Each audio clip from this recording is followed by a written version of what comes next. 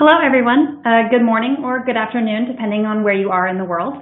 Welcome to our webinar, Connected Healthcare, Why IoT Technology is Driving Improvements for Patient Health Outcomes. I'm Amanda Flink, the Head of Global Events here at Telit, and I will be moderating today's event.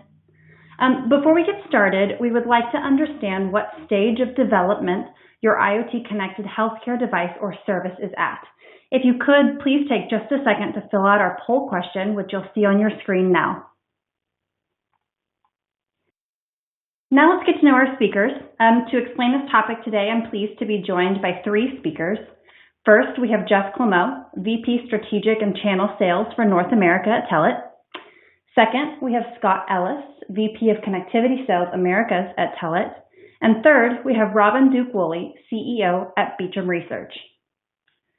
Just before I hand it over to Robin to start the presentation, I've got a few quick reminders for our audience. I'd like to remind you to interact by posting questions. We will have time to answer some of those at the end of the presentation. Simply submit a question by posting in the box to the right of the slides. Also, please be sure to check out the resources section in the upper right-hand corner of your screen for additional information. Finally, we will send out the presentation slides and a replay link to all attendees at the conclusion of this webinar. And with that, Robin, I will hand it over to you. Thanks very much. Great. Well, it's good to be talking to you all today. I'm going to be talking about a report that we have just released. It's a free report, free for download at connectedmedicaldevices.com. So I'm going to be talking about some of the research in that report. So the first slide I've got here is it's a little bit crammed on the screen, but as I say, you can see this in the report itself. There are three areas really that are changing rapidly in healthcare at the moment. One is caring for older population. One is clinical trials for new drugs and treatments, of course, given the current pandemic. And then there's a more connected and holistic approach to improving healthcare life cycle, so from start to finish. And I'll talk a little bit more about that in a minute. So this current slide is the sort of key factors affecting the mainstream adoption of connected healthcare. As I say, this is described and gone through in much more detail in the report. But there are four key areas: technology, which is looking at all of the connected coverage, data privacy and security, robotics and carebotics, and so there's all of that kind of stuff. There's the market players, huge number of market players in healthcare. So hospital, clinic and social care management, insurance and finance, even infrastructure providers and pharmaceutical and drug companies and so forth. And of course, patients. That's not to forget the main point of it all. And then there's the economy and environment. So financial business case, funding climate, pandemic response, demand for hospital beds, all that kind of stuff. And then there's regulatory and policy related. So public confidence, the medical device and app certification, government health policy, and so forth. These are all converging to create more need for connected healthcare. Now, this slide you will not really be able to work out given the size of screen that we've got, but the circle on the right is a connected healthcare chart, and it's made up of six key segments. So there's in-hospital stay, there's care home, nursing home, there's at-home chronic illness, GPs and other surgeries, pharma and life sciences research, ambulance and emergency room. So these are what we consider to be the main connected healthcare areas for IoT that are developing over the next several years. And there's greater interconnection required to drive their growth. The chart has the segments at the center, the activities in the middle, and then for each of those segments, the outer ring, which is in tiny writing that you can't possibly see on screen, is IoT applications that are relevant for that particular segment. Not all of those will be undertaken, but it gives an example of the sort of range of applications that are being looked at in that particular segment. So you get an idea of just how much activity there is. Just to say again, that URL that I mentioned, connectedmedicaldevices.com, the chart is available in the report that's available on that site. So do download it if you haven't already. Moving on then to some pointers on use of IoT in key healthcare areas. So this is really just bringing out a few of the things that are going on and the driving forces, if you like. We've got a smart hospital, and there's more interest in the idea of a smart hospital. So what is it? It's an advanced facility where everything is tracked and managed simultaneously while all data is collected in a centralized database. This has increasingly been linked to digital twin technology and the ability to track everything to make sure that everything is in the right place at the right time for hospital staff to actually get emergencies and so forth done. So there's a lot of talk about that now. I think there's going to be even more about that in the future when we get to the introduction of 5G technology and the implications of that.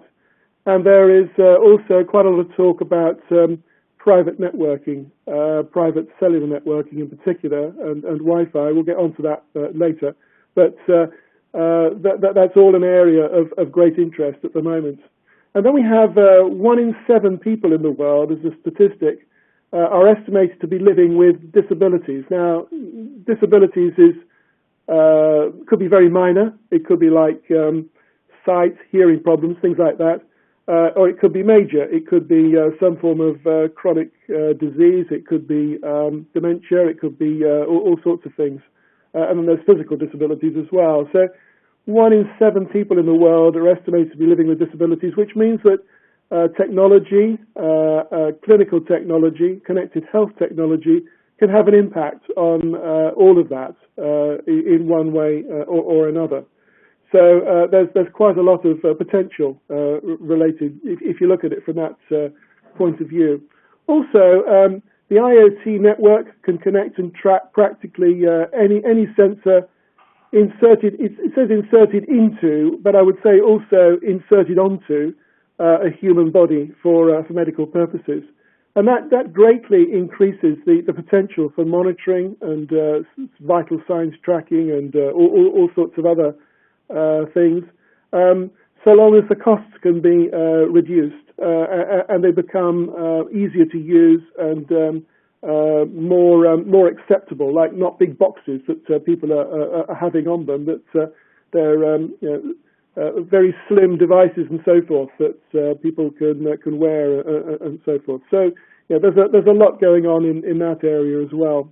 Then a US survey recently found that close to 60% of physicians have lingering reservations about the quality of care they can provide remotely. So that's related to typically an inability to conduct physical examinations and also concerns over privacy. And what we're seeing, I think, is the opportunity to improve that. Given the current technology benefits that we can see coming along. And then a totally different area, IoT can help to transform the ambulance into a remote consulting room. And this, of course, saves time. The diagnosis and initial treatment can be done in the ambulance on the way to the hospital, sort of saving time at the far end to do that. And that can be very important with particular conditions. Time is of the very much of the essence in treating something. So if they can be treated in the ambulance, maybe under external consultative care or something like that, then that's a tremendous new opportunity that wasn't there before. So these are all things that have an impact on on healthcare, and they're all IoT related in one way, shape, or form. So then, this is really probably too small a writing for you to read, but I wanted to include some observations from interviews that we've conducted with health professionals, and again, you'll see these if you read the report. So we've done a large number of interviews with healthcare professionals and their views about IoT and connected healthcare. And the first one is, it takes at least a year to realize the benefits of a data analytics project in healthcare. And for success, it's necessary to identify the best data and its many sources and establish confidence in the data, and then craft applications and dashboards to offer practitioners meaningful and actionable information. In other words, that takes time. There's a time to develop these things, and it's not something that is an instant solution. There's a sort of evolution of the benefit over time as people get used to it and get used to the information that can come from it. The second one is the most often identified challenge is the huge disparity and dispersion of data that needs to be collated and analysed for clinical understanding. Much of the legacy information on patients is stored in the form of unstructured data which cannot be read and analysed by machines. So again, there's a huge issue there of trying to bring all that data together and make it meaningful in an environment that is intrinsically unstructured because of the need to deal with real people and not objects, basically. So yeah, there's all of that. And then the healthcare profession also relies on the pharmaceutical industry to supply new drugs, but interactions between the two disciplines have been negatively affected by the virus pandemic. Now, of course, there have been less opportunity for pharma sort of sales representatives and so forth to talk to GPs and sort of tell them what's going on and stuff like that during the current pandemic. So there's a sort of more of a rift, if you like, has grown up because of that. But and also pharma companies tend to be galloping more towards remotely connected apps compared with GPs and the front line, if you like, in hospitals. So there is a need for that to be changed, and we can see things developing along those lines as soon as the pandemic is over, basically, I hope. And the fourth one, which is a quick one, is in the US, telehealth is starting to become reimbursable, which should greatly increase adoption. So that was some of the observations there. I'm now going to just say a few words about a user survey that we conducted among healthcare professionals, which again, the detail of this is in the report, because there are some interesting things that come out of that. So areas where connected healthcare projects are being implemented, top of the heap is telehealth, but second is in-hospital. So yeah, you'd expect, I think, quite a lot going on in telehealth because it's remote. The opportunity for remote diagnostics and for remote monitoring and so forth is pretty evident. But in hospital as well, there's a lot of connecting up to move data between different points of where it's going to be needed for the same patient. So there's a lot of mobility need for inpatient monitoring and so forth. So that's on the increase.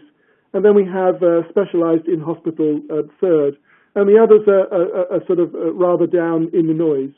And then types of devices being connected. We have a large number of stationary devices, quite a lot of movable devices, and then not so many, but 48% handheld.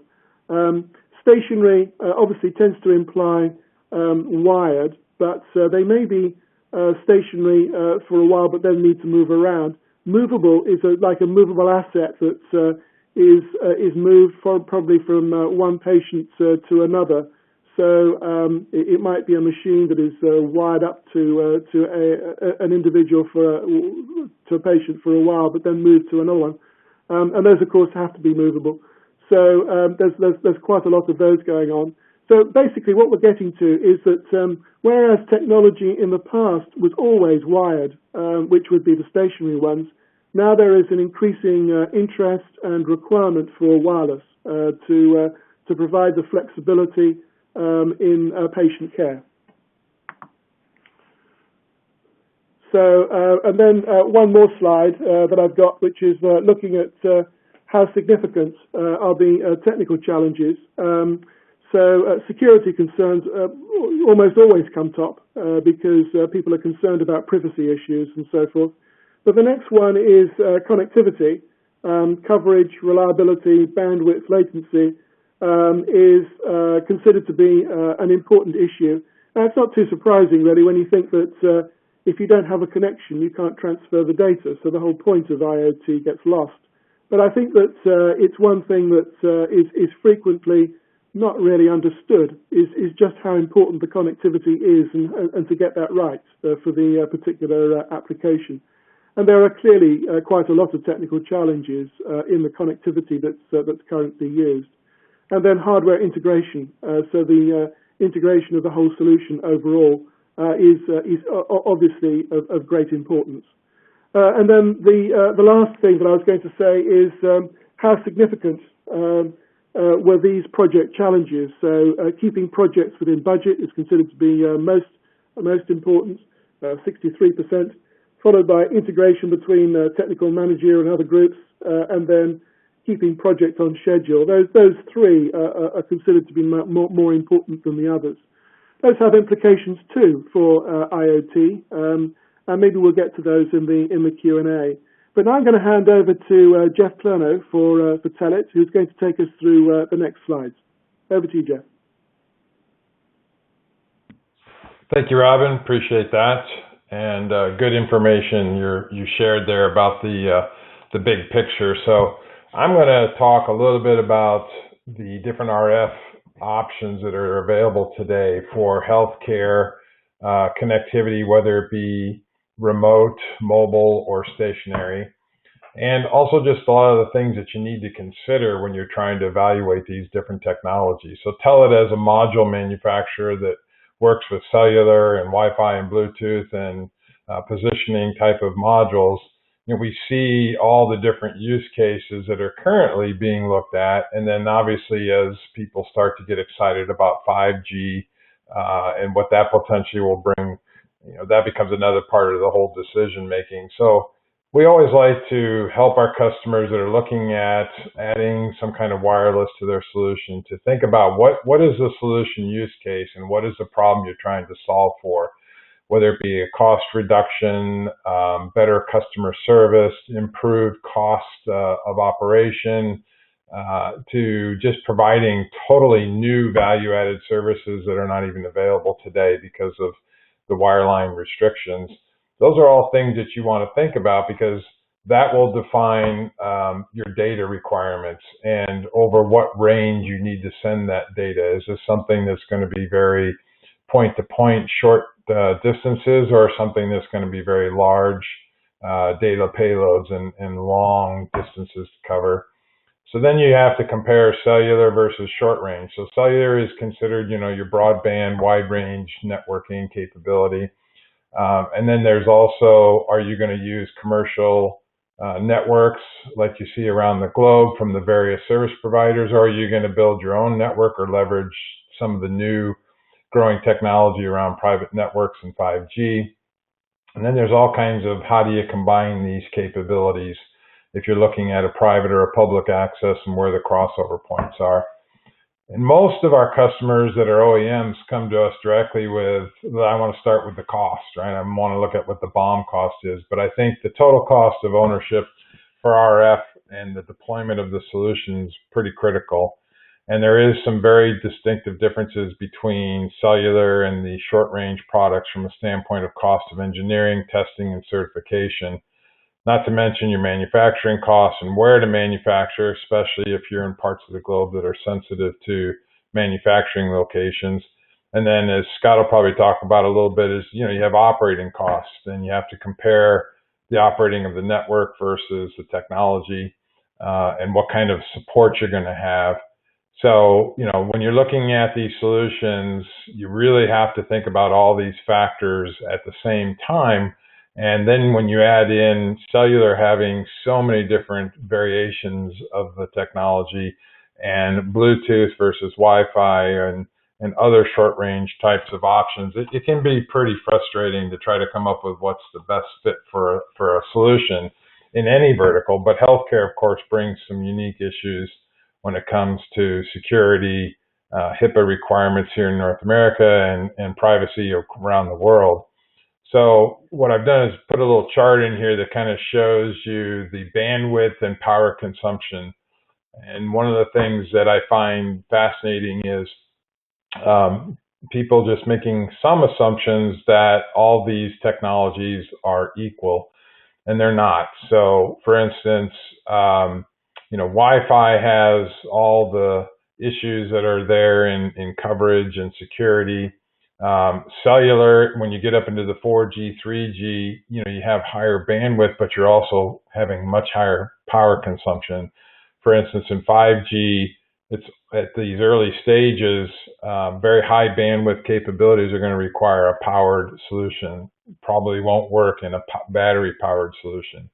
Whereas LoRa and wide area networks, and now the competing NB-IoT and Cat-M, LTE Cat-M, from a cellular perspective, they're all about power management. They're all about lower data rates and lowering overall cost of the modules.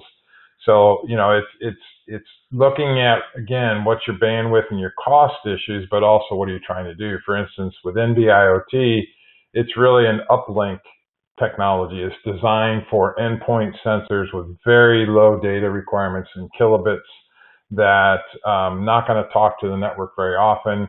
And when they do, they're very low power versus, like I just said earlier, with 5G right now is focused on very high power and a lot of power requirements.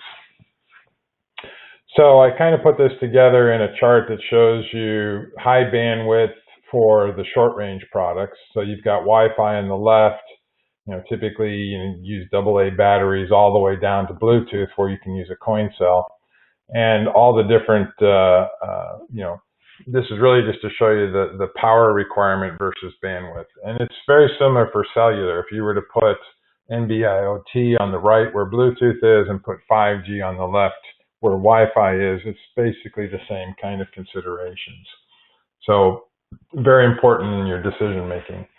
And then the last thing I put here from a standpoint of the technology is, thinking about the different security, TOS, and scalability. It's one of those things where you're basically taking the licensed cellular networks and their cost model. Everyone always says, oh, well, I've got to have connectivity and it costs X amount per month. But you don't have any of the network operational costs. If you're trying to manage a Wi-Fi or a Zigbee or short range network, you either have to outsource that or own it yourself. And a lot of folks find that managing a private environment is much more costly than they originally thought. So a lot of folks have moved towards cellular simply because it just alleviates that part of the equation. Healthcare is no different, because you're looking at, if I'm in a hospital and I've got a security issue with a third-party equipment provider, let's say like some kind of scanning equipment that's being monitored, do I want them on my backbone, or do I want them to have their own connectivity? And if they do, wireless is a great option, but what about coverage inside the four walls? All these things have to be thought through. And then you can't forget about how that ties into security. So basically what we're seeing in the cellular side, which is continuing to change as we move forward with the technology, is longer battery life, lower power consumption with your Cat-M and NB-IoT, and giving you the whole wide area network coverage that a lot of the short range products do today. And the cost models are starting to become very equal from a hardware perspective.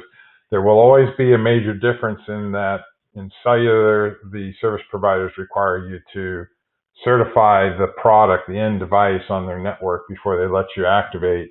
and that does carry a kind of a bonus cost, so to speak, over some of the short-range technologies.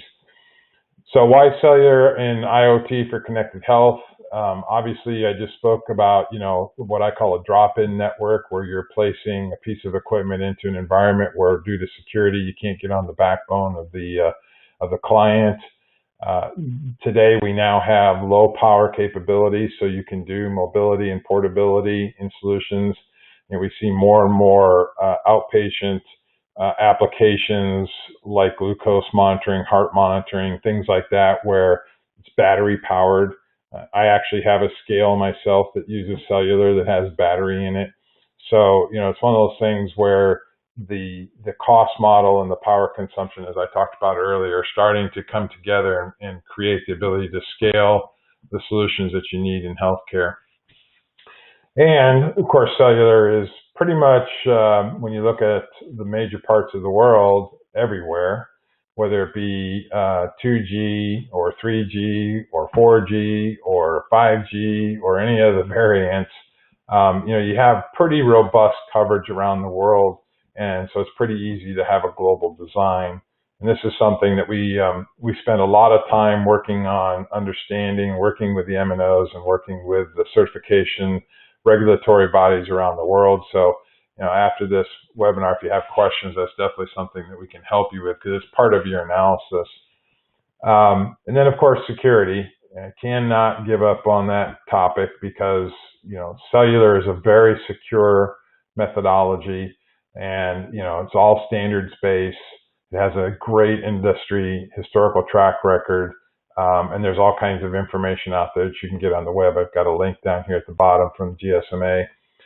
Again, this is something that continues to be a big part of 5G as we're moving forward, and we're very excited about all that potential for the healthcare market in general. So again, you got to think about, am I going to put together a solution with an off-the-shelf box? There are a lot of OEMs out there that have things already built. Am I going to do a design where I'm going to put a socket modem into my board, where I'm going to basically take a pre-certified device and just add it to something that's I've already designed? Or am I going to go to a module design? And the other thing to think about is, am I going to pair it with Wi-Fi and Bluetooth? And one of the things we're seeing growing in the healthcare space is solutions that will have cellular as the carrier aggregation point, and then a short-range product like Wi-Fi or Bluetooth that may be talking to multiple endpoints or sensors. So there's a lot of different options there to consider, and that's becoming much easier to do and have good power management. Chipset down design is typically reserved, especially in the cellular space, unlike Wi-Fi and Bluetooth, where you can do, chipsets for just a few dollars and the design cost isn't that great. For cellular, chipset designs typically require licensing from the silicon providers, and you're talking millions of dollars of investment up front before you even do your development. So that's typically reserved to very high volume products like a cell phone or something in a network capability. And so the challenge that we see, again, is, what's the end device form factor? What's the use case? Is it something that's going to be worn? Is it going to be battery powered? What kind of antennas do I need? Am I going to do an embedded antenna or an external antenna? Because that can really affect the overall performance and the value prop. And that's when you get into, cellular may have advantage or disadvantage depending on the antenna design requirements. What's your deployment goals? What kind of coverage requirements are you going to have? Do you need it to be turnkey for the end customer? Are you the actual solution provider, or are you an OEM that's going to be helping system integrators or solution providers with your product? And then, as I talked about just in the last slide, the co-located RF technologies that are possible today. More and more of that we see in healthcare type designs. And then, of course, can't belabor the point more, and that is the impact of power, right? Cellular has a much higher power requirement, but with the new low power wide area network technologies of NB-IoT and Cat-M, That's much less a factor than it used to be, especially with the cost model being more on parity with your short-range products.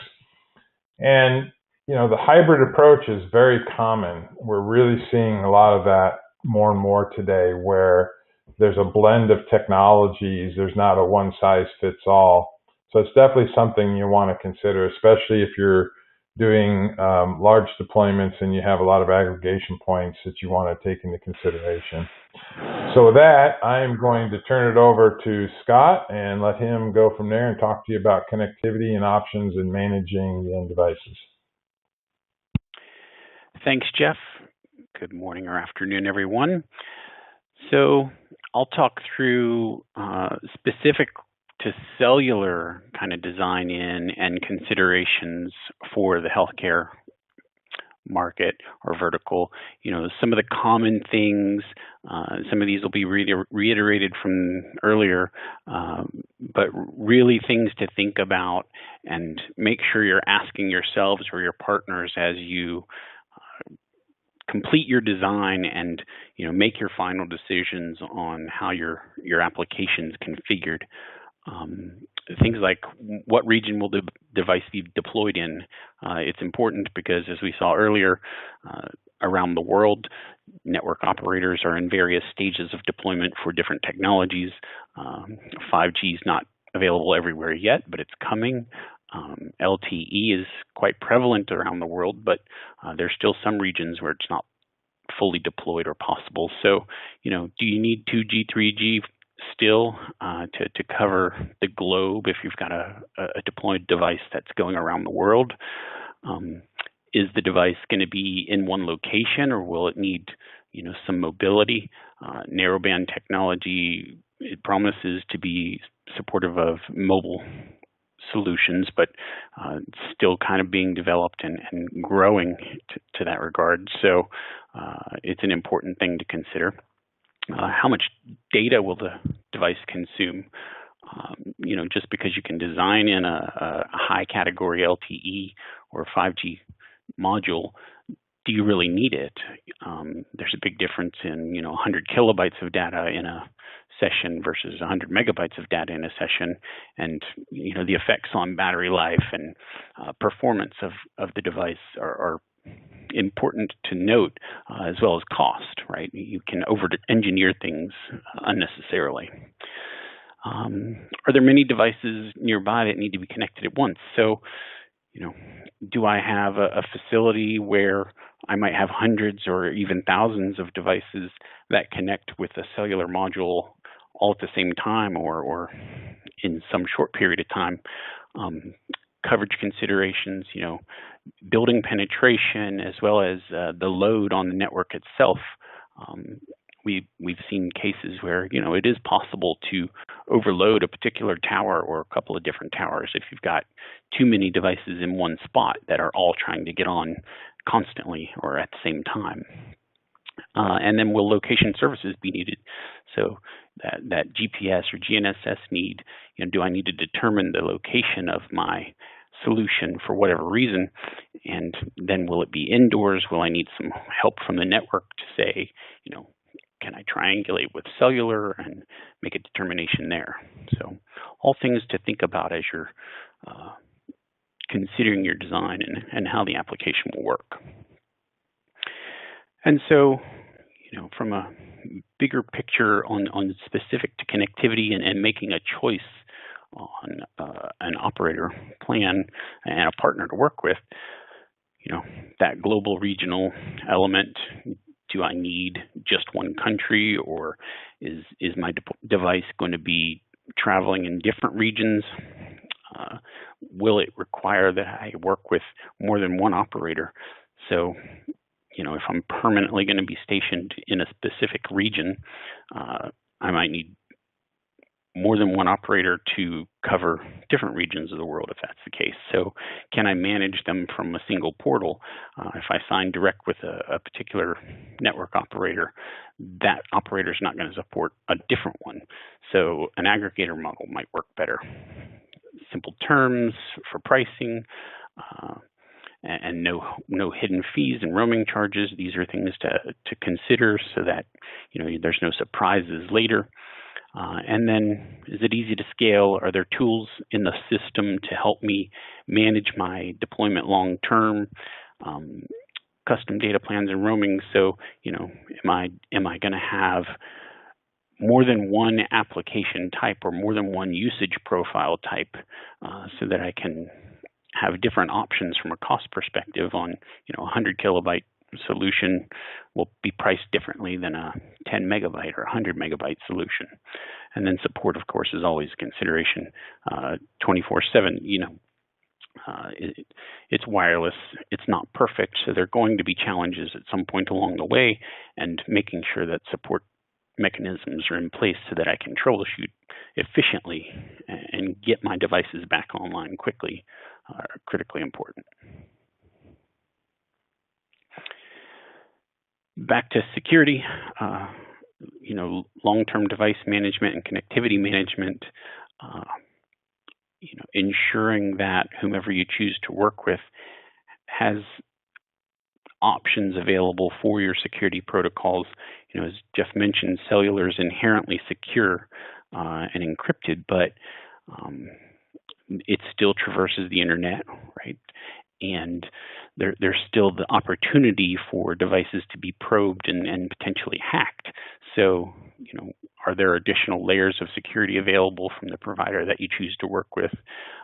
How simple is it to get them online? How streamlined is the provisioning of the device once it touches the network for the first time?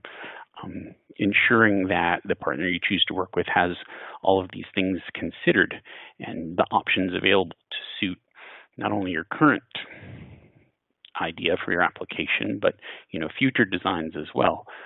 Sometimes we don't know what we don't know yet, so being able to adapt and grow along with your needs is critically important. And then, the different network options, we've touched on this. Here at Telit, we offer a multitude of different partners around the world that you can work with, all through that single interface. We run the gamut of 2G, 3G, 4G, LTE, narrowband. 5G is starting to be deployed now, so that option is becoming available. Security, of course, is available, and we'll talk about that next. And then simple terms, of course, are always available. And then, considering the device lifecycle management for your solution, making sure that when I get my devices out to the field and I'm remotely provisioning them and setting them up, maintaining and monitoring how that device interacts with the network. Is it on in an efficient way? Is the coverage a challenge where the device is located? Do I need to move it to a different location? Do I need to put a different type of antenna solution on it? Is that impacting the way my application is working? Having those tools built into the platform that you choose so that you don't have to source another solution after the fact becomes important. And then, what technology am I using to make all of that happen? Lightweight M2M is the new industry standard for LTE devices. And so this gives you the ability to control that device management application on the back end. It used to be with 2G, 3G, there was some control channel functionality, but that has given way to the lightweight M2M protocols for today and going forward into the future. And then application development APIs. So important for automation, integration, and troubleshooting. Again, that device sitting out in a remote location at some point is going to need its health monitored, and some troubleshooting will likely come into play at some point. So having APIs built into the backend platform that allow you to automate a lot of this can really benefit in the long run and help down the road with managing these kinds of things.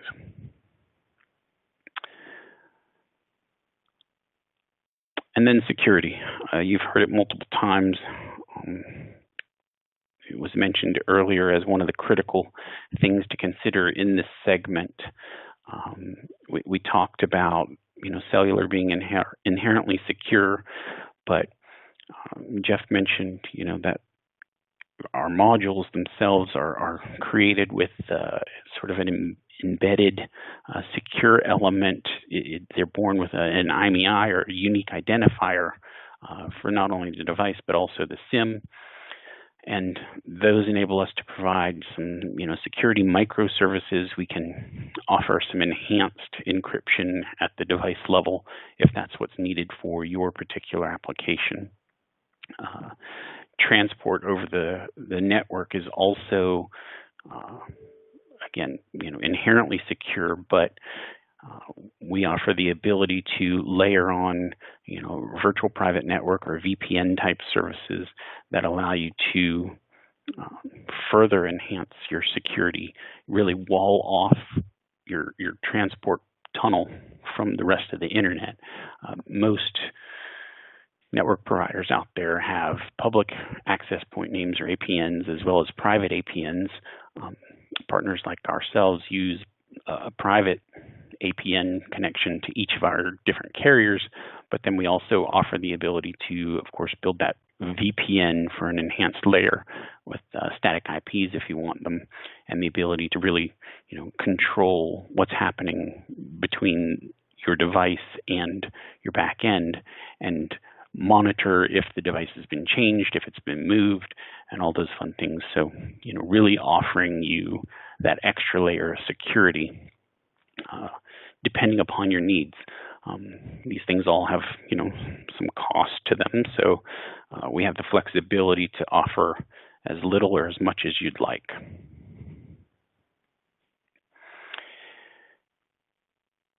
And then when you consider, how you integrate the device data from having been transported through and across the network into your backend platform, making sure that whomever you partner with has the ability to pass the information off to whatever backend system is hosting or working with the rest of your data. There's a plethora of different options out there these days, from Microsoft Azure to AWS, Google, IBM. So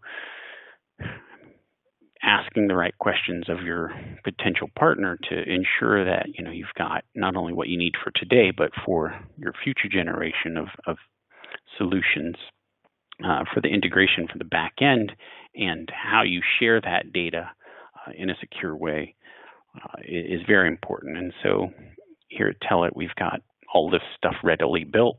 There's an app center with APIs that are ready to go that allow you to plug into any or many of these types of systems.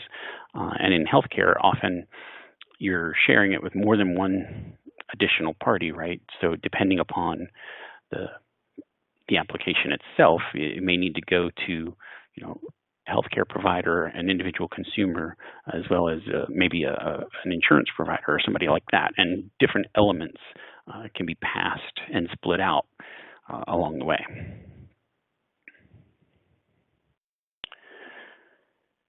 And so get it advanced here.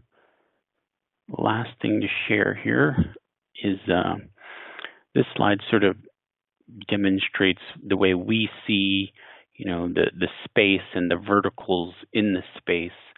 Healthcare is identified as one of the top 3 verticals for 5G, which is the future of cellular connectivity.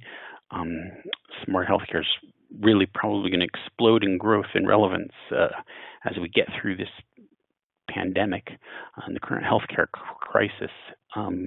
We're seeing a lot more interest and traction in remote monitoring, both at facilities and at home. And according to a recent survey by Cisco, about 20% of the respondents identified healthcare as an economic sector where 5G will cause the most disruption. Analysts estimate that more than 45 million cellular IoT modules will be shipped to connect healthcare devices in 2023, and that's up from about 11 million in 2019. So in about 5 years' time, tripling the market for the healthcare ecosystem or smart healthcare ecosystem. This slide shows that the spectrum line goes from B2B to B2C, along which there are healthcare professionals, inpatient monitoring, remote patient monitoring, assisted living, and tracking and personal wellness. And Telit is serving applications across this whole spectrum. So we've got individual personal wellness devices as well as institutional healthcare monitoring services and solutions being supported at this time. So with that, I think we're ready to open it up to some Q&A. Yep. Thanks, Jeff, Scott, and Robin. Some great information there. Before we get to the questions, I am going to drop just one last poll for our audience here. If you'd like to have one of our experts contact you directly, please respond here on the poll that you see on your screen, and we'll be sure to have someone reach out to you. We now have time for some questions, and I see quite a few in the inbox here. You still have time to ask questions, so please feel free to submit, and we'll do our best to cover it in the time we've got left. So let's just dive right into these. First question, why would you pick Cat M1 versus Cat 1 or Cat NB IoT for a healthcare application? I'll take that one, Amanda, and that is one of those questions that as I was going through my slides, you have to think about what your data requirements and power consumption issues are. So as I said, NB-IoT, very low power, very low cost, very low throughput. So it's really designed for endpoints that are passing data up to the cloud versus more of an interactive. Cat-M obviously has more uplink and downlink capability, and so it will enable you to do more, but it is on the low power, low cost side of the spectrum. And then as you go up to the higher LTE categories, obviously that reverses, and you start seeing with the higher bandwidth, more expense of the actual hardware and the power requirements. And I would add to that that at the moment there's not a big difference from a connectivity side, from a cost on the data transport side for either option. So it really just depends on what the device or the application needs are from a speed and performance perspective, as well as what's available in the region where you want to deploy.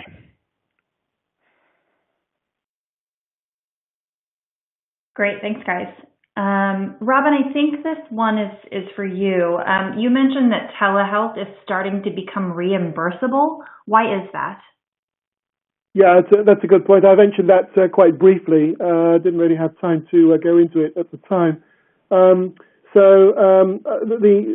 main thing is that it saves costs. So if you can start to use telehealth, it might reduce costs later on in the process, which would be reimbursable anyway. So you're reducing the reimbursable cost, if you like.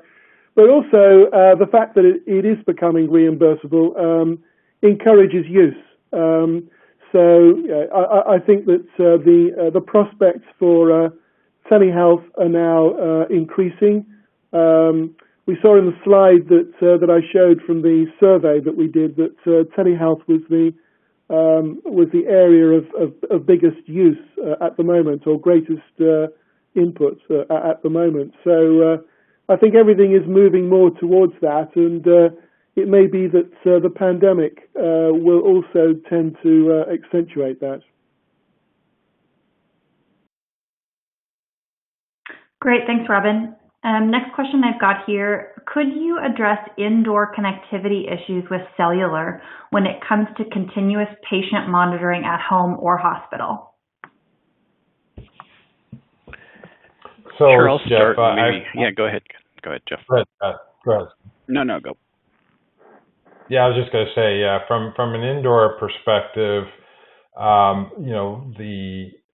the NB-IoT and Cat-M technologies are using frequencies that have really good coverage capabilities in buildings. But like any RF technology, there are building materials that can cause that to be an issue. So there are in-building solutions that can be deployed to improve coverage. So the nice thing about cellular, obviously, is that you get the portability and the remote capability of going in and out of a building. So for instance, if someone has an outpatient monitor and they're visiting their doctor, or they wear it continuously and are just out and about, that monitoring can continue whether they're inside or outside. Whereas, Wi-Fi or Bluetooth or something like that is more tied to some endpoint that they can gain access to, whether it be a Wi-Fi network or whether it be, a Bluetooth, like your phone or something like that, which makes it a little harder because you always have to make sure that you've got that pairing capability, where cellular in an end device gives you more flexibility. Go ahead, Scott. Yeah, I was going to add, this is also where Jeff mentioned earlier, this combination type device is becoming more prevalent, where you maybe have a router that's capable of cellular backhaul that can be placed in a location that, offers a good cellular connection to the outdoors, and then inside the building, you can use, some other mesh network, Wi-Fi, Bluetooth, to connect different sensors to that gateway, and the backhaul can still be cellular. So there are multiple ways to overcome, that connectivity or the indoor in-building penetration issue with the cellular. So it used to be a bigger concern, but we've got plenty of options available now. Yeah, I would just add another option, which is, I think, becoming increasingly of interest, and that's private cellular. So we're beginning to see, particularly in hospitals, but also in factories, that the opportunity for installing access points indoors that are cellular can then, obviously, that would then improve the indoor connectivity. But that's easier to link also with outdoor, so for the mobility requirements, because it's naturally, it roams between or can roam between the two. So yeah, that's certainly an option, I think, that is coming up. Totally agree. Great, thanks. This next one, and Scott, this is probably for you. Can I have one SIM to cover the globe? And further to that, do I have to certify in every country?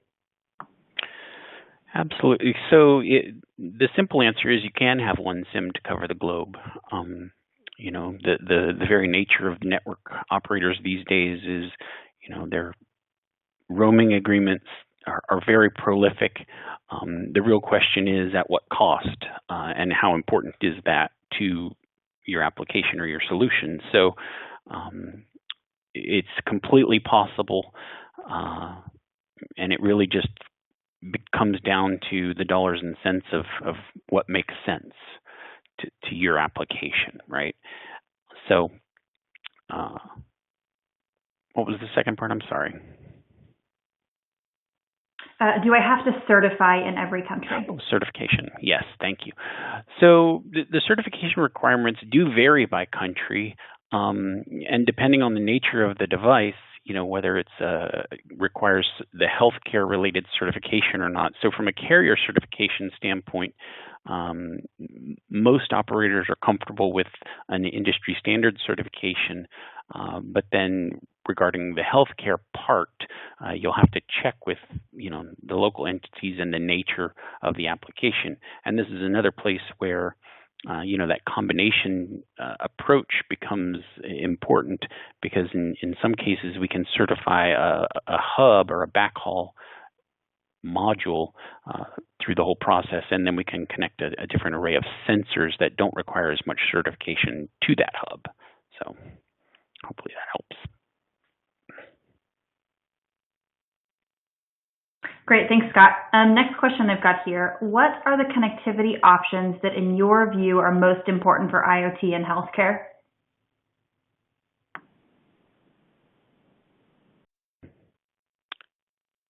Who wants to take a stab? Robin? Not quite sure I understand the question. Go ahead. Well, I think it really depends on the needs of the application, right? So there's no one thing to suit them all. It really depends on, as we said earlier, a lot of those questions that you have to ask about how the application is going to be used. Is it fixed? Is it remote? Is it traveling around the world or not? Is it in building? Is it, in a home? So it sort of just depends on, the application itself and how it's going to be used, in my opinion.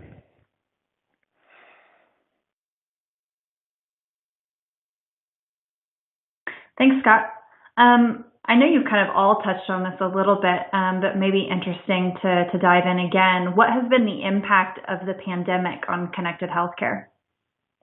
Oh, well, I'll talk about that one initially then. So, there's been much more interest in remote as it relates to the pandemic. So, monitoring people from home and stuff like that. It's probably one of the reasons why in our survey, telehealth scored pretty highly because we actually conducted that study during the second half of last year when the pandemic was pretty high. So there was quite a lot of interest in that at the time.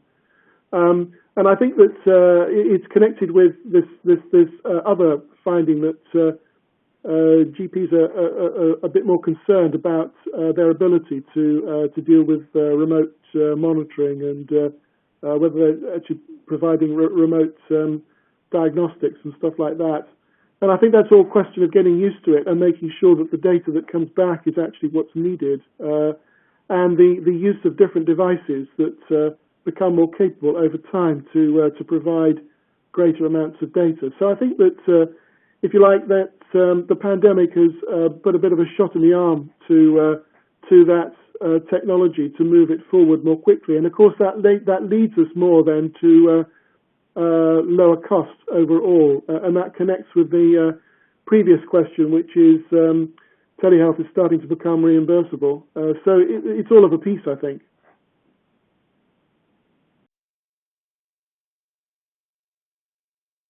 Great, thanks, Robin. Another question here, does Telit work with startups in this sector?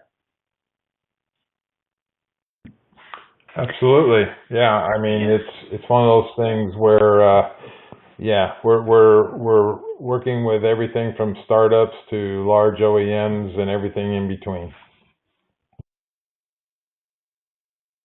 Absolutely. Great, thanks, guys. I believe that's all the time we've got for today.